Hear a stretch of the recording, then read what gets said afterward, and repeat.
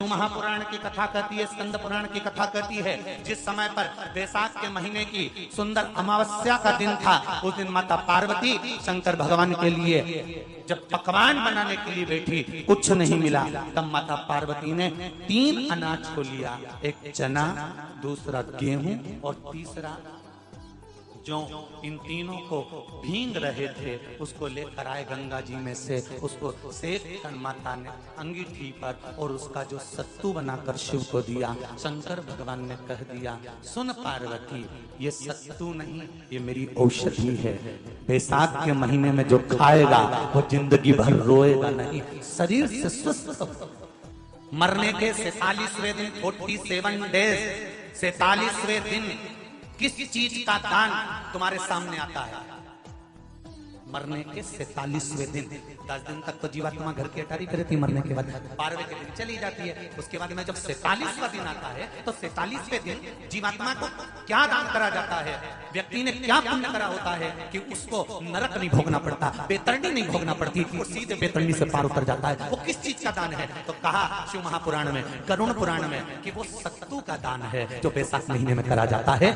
सत्तू का दान 3 चीजों से मिलकर बनता है, जो बोलते जाओ, गेहूं, चना, ये 3 चीज से मिलकर बनता है। इसमें जो बारीक बारीक कण होते हैं, जितने जितने 3 चीज के मिले हुए बारीक बारीक कण होते हैं, ये जब दान किया जाता है सत्तू का, तब ये बेतरणी तरने के लिए 47वें दिन इस जीवात्मा ने अगर सत्तू का दान करा होता है या सत्तू का सेवन बैसाख के महीने में करा होता है तो उसको बेतरणी नहीं भोगना पड़ती। सत्तू 12 महीने खाओ मत खाओ। कौन सा महीना?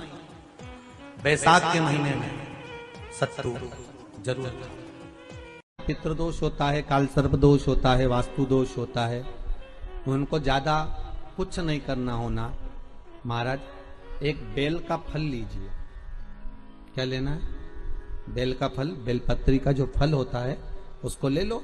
उसके अंदर का जो गुर्दा होता है, अंदर का जो भाग होता है, उसको निकाल लीजिए और उस बेल के फल में आटा सेक कर उसमें शक्कर मिलाकर उसको उसके अंदर भर लीजिए। अमावस्या के दिन सुबह 10 बजे से पहले उस बेल फल में, जिसमें तुमने पंजेरी भरी है, आटा सेक कर भरा है शक्कर के साथ में, उसको अपने घर में घुमाने के बाद में जिसको काल सर्प दोष बताया है, पितृदोष बताया है या वास्तु दोष का स्मरण बताया है, घर में सब दूर घुमाकर अपने परिवार का हाथ का स्पर्श कराकर पीपल के पेड़ के नीचे तक खड्डा खोदकर उस बेलपत्र के उस फल को दाब दीजिए। उस फल को उसमें दबा दीजिए। महाराज केवल एक अमावस्या करना रहता है, पितरों के दोष से मुक्ति मिलती है और हमारे घर के कार्य सफल होना प्रारंभ हो जाते हैं। कार्य की सफलता होती है, कार्य में सफलता प्राप्त होने लगती है।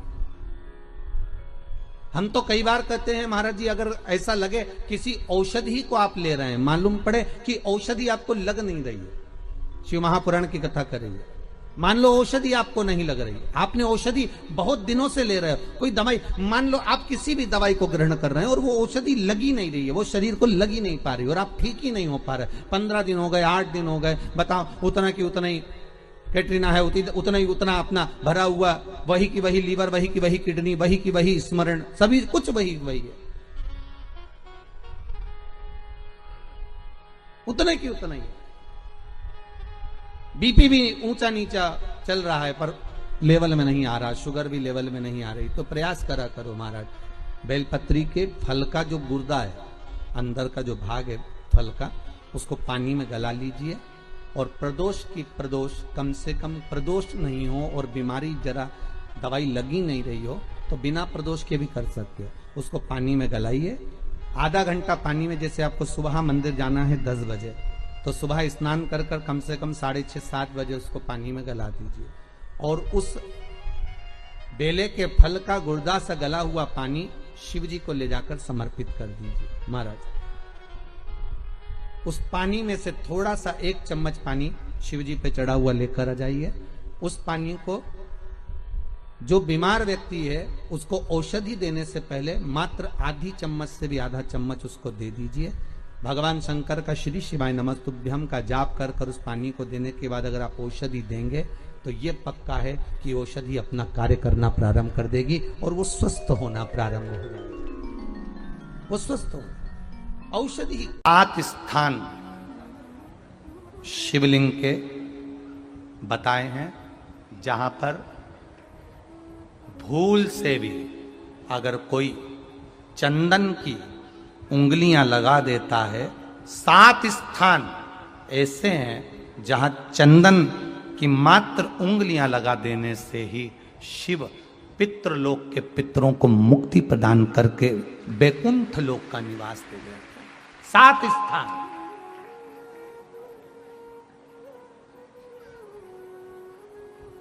और वो 7 स्थान जो चंदन के बताए गए, पहला भगवान देवाधिदेव महादेव के शिवलिंग पर चंदन का लेपन। समझ लेना जरा बहुत अच्छे से।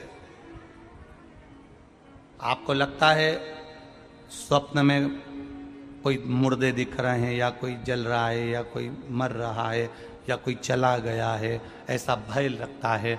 बच्चों को मानी भेजूंगी ऐसा हो जाएगा, पति को मानी भेजूंगी ऐसा हो जाएगा, कोई हमारे कोई गलत तो नहीं कर रहा है, आपको लगता है। 7 स्थान चंदन के बताएं महाराज। पहला शिवलिंग, दूसरा जहां गणेश जी का स्थान है, मालूम है ना सबको, जम के बोलो जरा, मालूम है ना सबको, जहां गणेश जी का स्थान है वहां अलग से गणेश जी बैठे, वहां नहीं। शिवलिंग में जलाधारी के ठीक सामने राइट में गणेश, लेफ्ट में कार्तिकेय, बीच में अशोक सुंदरी।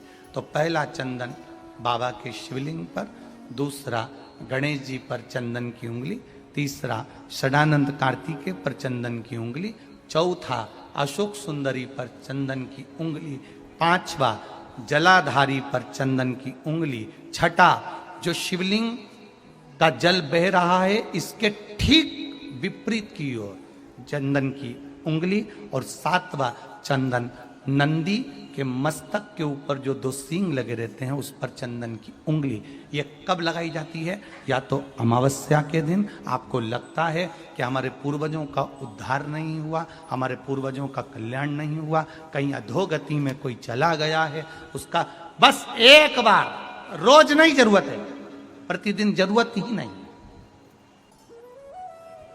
महीने में एक बार अगर अमावस्या के दिन भी आपने चंदन के थोड़ा सा चंदन अगर मेरे देवाधिदेव महादेव को 7 स्थान पर समर्पित किया है। अशोक यहाँ पर वर्णन कर रही है, मैना, धन्य और कला की कथा कह रही है। तीनों ने सनकादि ऋषियों से मांगा। चंदन भगवान को अति प्रिय होता है और चंदन ही एक ऐसा होता है जो पितरों को भी प्रिय होता है, जिसका स्पर्श मात्र लगने से पूर्वजों का कल्याण हो जाता है। वो चंदन का कुसा जानते हो सब लोग? जितने लोग आस्था चैनल पर कथा सुन रहे, कुसा जानते हो कि नहीं जानते? डाब, कुसा, कुसा का आसन।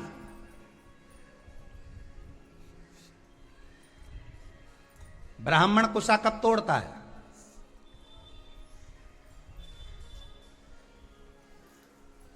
ये कुसा कब तोड़ी जाती है? केवल अमावस्या को, केवल अमावस्या। अन्य अमावस्या पर तोड़ेगा तो 1 महीने तक चलेगा।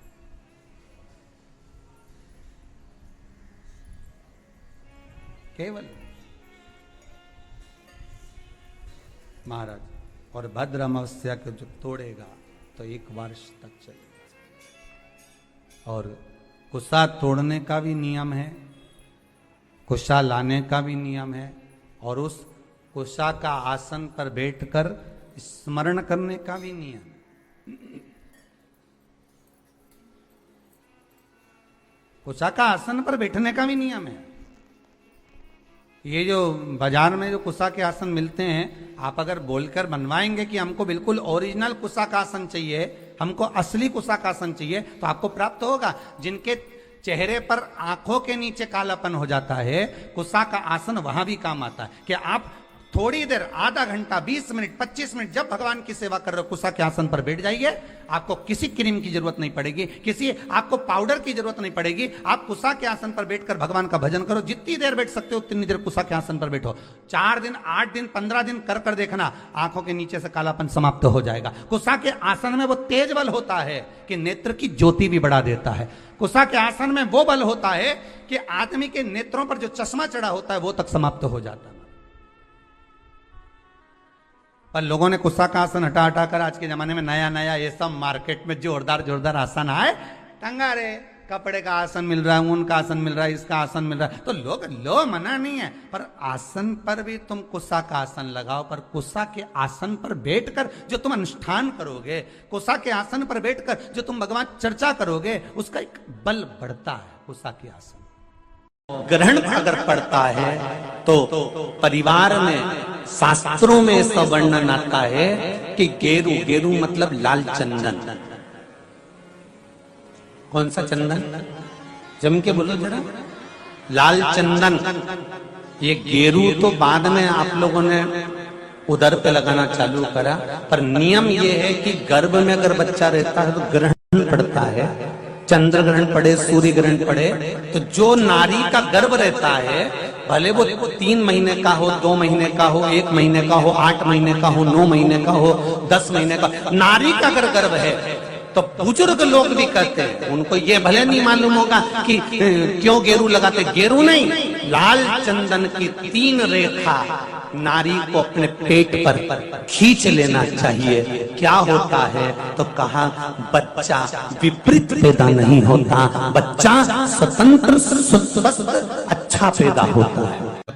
पानी का मटका, हंडा, भले तुम्हारे घर में नल से पानी आ रहा हो, आरओ का पानी आ रहा हो, तुमने आरओ लगा रखा हो, और उसके नीचे एक छोटा सा हंडा, मटका, कुछ भी, छोटा सा घड़ा, कुछ भी रखना जरूर चाहिए। रसोई घर में भले इतना बड़ा हंडा रखो, मटका रखो, घड़ा रखो, कलश रखो, पर रखना जरूर चाहिए। क्यों? उसमें पितरों का स्थान होता है। तो घर में, रसोई घर में कभी परिवार में किचकिच नहीं होती, क्लेश नहीं होता। अगर हंडा भरा हुआ है, हंडा खाली होते होते जब सुबह के समय पर पानी थोड़ा रह जाता है, उस घर में जहां हंडा आधे से ज्यादा खाली हो जाता है, शास्त्र कहता है, भविष्य पुराण कहती है, जहां पानी का हंडा आधे से ज्यादा खाली हो गया, समझ लेना दूसरे दिन रसोई घर में क्लेश जरूर होगा, यह पक्का। इसलिए हंडे की सीमितता देखी जाती है। मटके को, हंडे को, कलश को आधे से ज्यादा भरकर रखा होना चाहिए। भले आधे तक भरा रहे, पर आधे से नीचे नहीं जाए।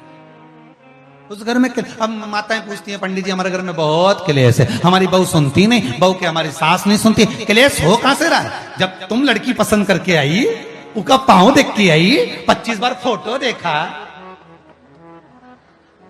अपनी रकम तोड़वा तोड़वा के बहू को सोने की रकम चढ़वा दी, खुद ने अच्छी साड़ी नहीं पहनी, 10-10 हजार का सूट चढ़ा दिया, चुन्नी बेस, डब्बा दिया तैयार होने का, चप्पल दी नाप की, चूड़ी का नाप मंगवाया, इतना प्रेम, और घर पे आके जगदम्बा हो गई।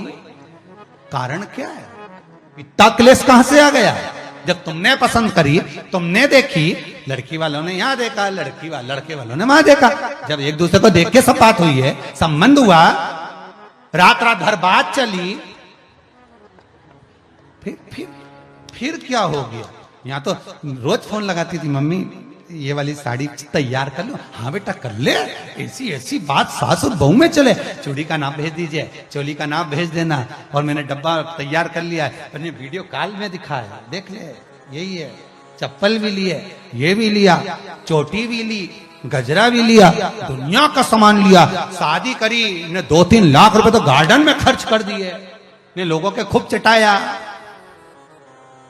2-3 लाख रुपए खाने में खर्च कर दिए, गिफ्ट भी दिया मेहमानों को। जब इतना खर्च करा, इतनी जोरदार बातचीत थी, फिर आखिर 1-2 साल में ऐसा क्या हो जाए कि ये जगदम्बा ने ये कात्यायनी हो जाए? कारण क्या?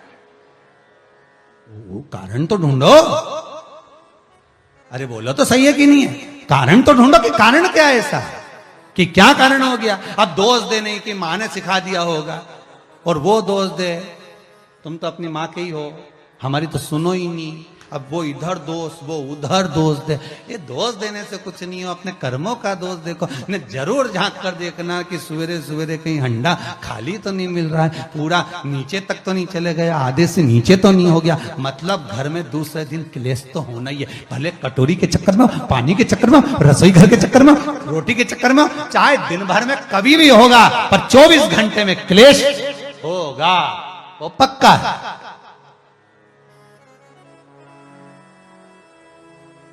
थोड़ा भरा, क्यों भरकर रखा जाता है मटका, क्यों भरकर रखते हैं हंडा, क्यों कहा जाता है कि जिस समय वास्तु पूजन होता है, पितरों के लिए पूजन करी जाती है, तो हंडा भरा जाता है, नया कोरा मटका, नया हंडा वास्तु पूजन में भरा जाता है। क्यों? और जब पंडित जी सिर पे मंगवाते हैं, नारी भर कर लाती है, गृह प्रवेश होता है, भरा हुआ मटका, खाली नहीं, भरा। और जब भरवाते तो इतना भरवाते कि उसका पानी उंडेलना चाहिए, वास्तु पूजन का नियम है। जिस समय मटके को भरकर लेके आते हैं घर के अंदर, कलश भरकर लेके आते हैं, वास्तु प्रवेश करते हैं, गृह प्रवेश करते हैं, तो मटका इतना भरा जाता है, उसका पानी बाहर ढुलना चाहिए। और जब लेकर आए तो झलकता हुआ पानी होना चाहिए। नारियल रखे, आम का पत्ता रखे तो पानी गिरता रहे। पर माताएं तो अपने फैशन में नहीं, ग्रेंटिंग पेंटिंग कराए तो पानी गिर जाए तो वही नाराज हो जाए, बेचारा पंडित जी की हालत खराब कर कि तुमने इतना पानी क्यों भरा, कम नहीं भर सकता था हमारा पूरा। ये तो परंतु शास्त्र रीति क्या कर रही है, भविष्य पुराण क्या कर रही है, हमारी शास्त्र क्या कर रहे हैं कि पानी भरा हुआ जब चलता है, झलकता झलकता चले, घर में जब प्रवेश करे तो भगवान से यही प्रार्थना रहती है कि लक्ष्मी ऐसी झलकती रहे, इतनी कृपा कर दे। पर लोग, पंडित जी भी कह दिया अच्छे कपड़े पहनी बेचारी ने, पिन मिन लगाई हो, बढ़िया जोरदार पल्लू मल्लू लिए, तो अब एक डब्बा मब्बा भर के तैयार कर डेंटिंग पेंटिंग कर, अब जब पानी गिरे तो कहीं तो बेचार पंडित जी भी कहे थोड़ा खाली करो पंडित जी खाली करो। अब खाली करा, इतना भर दिया, अब वो मैंने आम का पत्ता, नारियल सब धर दिया, और ना वो झलके ना कुछ झलके, क्योंकि इसका अहंकार इतना झलके तो कलश की खाक झलके।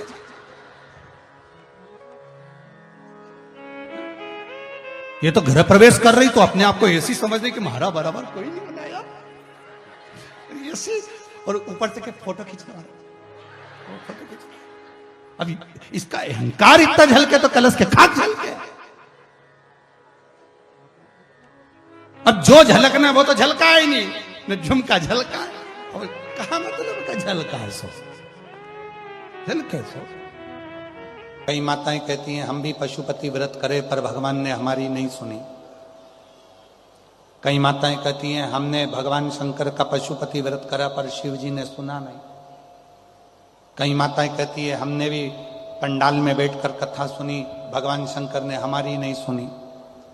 और हमारी पड़ोसन को हमने बताया कि शिव जी को ये चढ़ा दो, शंकर जी को ये चढ़ा दो, शंकर जी का पशुपति व्रत कर लो, शंकर जी की आराधना करो, शंकर जी की आराधना कर लो, शंकर जी का, और उसने कर लिया, उसका हो गया, उसने किया उसका हो जाता, और हमने करा नहीं। तो कभी कभी ऐसा लगता है, कभी कभी ऐसा लगता है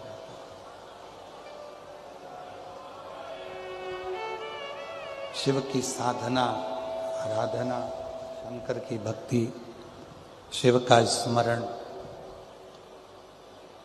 होते हैं। कई लोग कि पशुपति व्रत करा नहीं हुआ, मंदिर जाते जाते इतना समय हो गया नहीं हुआ, और कोई ऐसे होते हैं जिनको आपने कहा और वो मंदिर जाना चालू करे और उनका काम हो गया।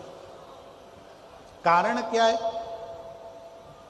जिसको तुमने बताया उसने तुम्हारे वचन पर विश्वास किया।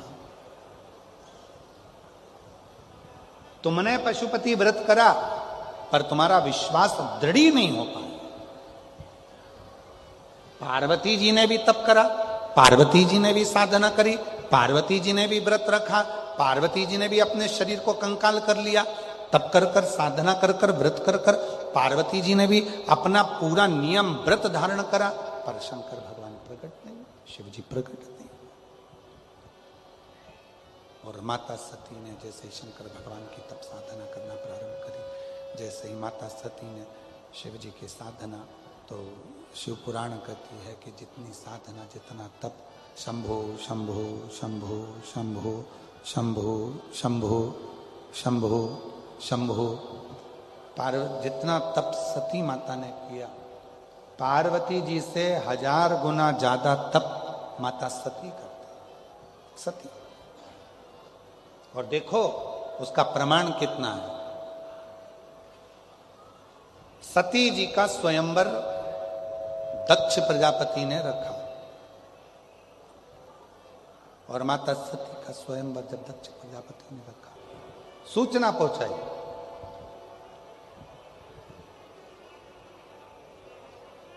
सती माता के पास में सती जी के उस स्वरूप का आनंद कर कर सारे नगर में सब दूर सूचना दी गई, सब जगह, और सूचना दी कि सती का स्वयंवर है, सती का स्वयंवर। सारे देवता माता सती के स्वयंवर में आए। शिव जी को सती माता के स्वयंवर में आने का निमंत्रण नहीं दिया गया। भगवान देवाधिदेव महादेव को सती जी के स्वयंवर में आने का निमंत्रण नहीं मिला, और उल्टा दक्ष प्रजापति को मालूम था कि सती जी शिव जी की साधना करती हैं, शिव जी की आराधना करती हैं, भगवान शंकर की अविरल भक्ति को धारण करती हैं, शिव का भजन करती हैं। चाहते तो दक्ष प्रजापति सती जी का विवाह शिव जी से कर देते, शंकर जी से कर देते। एक पत्थर की मूर्ति भगवान शंकर की बनाई, और पाषाण की मूर्ति बनाकर, पत्थर की मूर्ति बनाकर दरवाजे पर द्वारपाल बनाकर शिव जी को खड़ा कर दिया।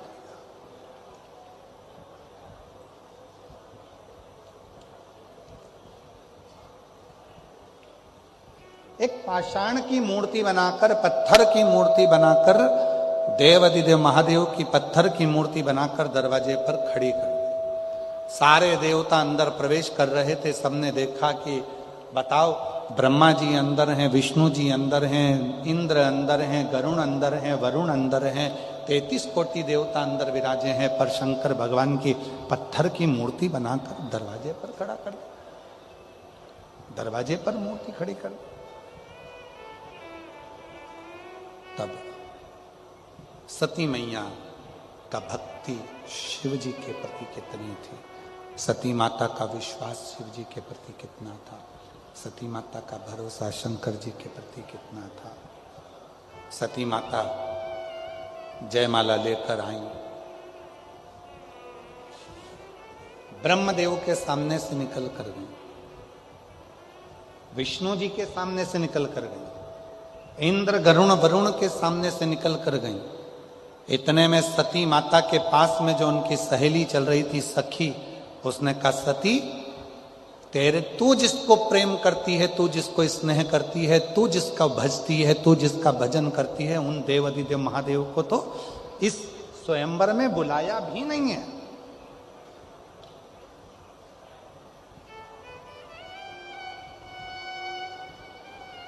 इस स्वयंवर में शंकर भगवान को नहीं बुलाया, देवाधिदेव महादेव को नहीं बुलाया, बल्कि देवाधिदेव महादेव की एक पत्थर की मूर्ति बनाकर दरवाजे पर खड़ी कर दी। इतना तो माता सती ने सुना था, पूरी सभा भरी पड़ी हुई थी, सती का विश्वास कितना पक्का था। सती माता ने सुना कि मैं जिसको वरना चाहती हूं उसको दरवाजे पर द्वारपाल बनाकर खड़ा कर दिया, वो दरवाजे पर द्वारपाल बनकर खड़ा हुआ। जिसको मैं वरना चाहती हूँ, जिसको मैं अपना बनाना चाहती हूँ, जिसको मैं प्रेम करती हूँ, वो दरवाजे पर द्वारपाल बनकर खड़ा हुआ। सती माता ने वो जयमाला को लिया, और सती माता ने जयमाला को लेकर, माता सती उस जयमाला को लेकर दौड़कर घर के दरवाजे से बाहर निकली, और जो भगवान शंकर की पत्थर की मूर्ति बनाकर अपमानित करने के लिए द्वार के पास में रखा था दक्ष प्रजापति ने, सती माता ने उसी मूर्ति के गले में जयमाला पहना दी, और शिव जी उसमें से प्रकट हुए। शिव जी उसमें से प्रकट हो गए। भगवान शंकर उसमें से प्रकट हो, भगवान देवाधिदेव महादेव उसमें से प्रकट हो। जरा विचार करिए, पार्वती मैया ने इतना तप करा, पार्वती माता ने इतनी साधना करी, पार्वती माता ने इतना तप करा, तो भी भगवान शंकर पाषाण में से प्रकट नहीं हो पाए। उनसे 1000 गुना ज्यादा तप, साधना, व्रत सती माता ने किया था। इसलिए एक माला पहनाते से ही भगवान शंकर भगवान की ये तप साधना करने वाली सती माता कोई साधारण नहीं है, साधारण। होते हैं कई लोग कहते हैं कि महाराज हमने करा और हमको फायदा नहीं मिला, तो हो सकता है तुम्हारा विश्वास प्रबल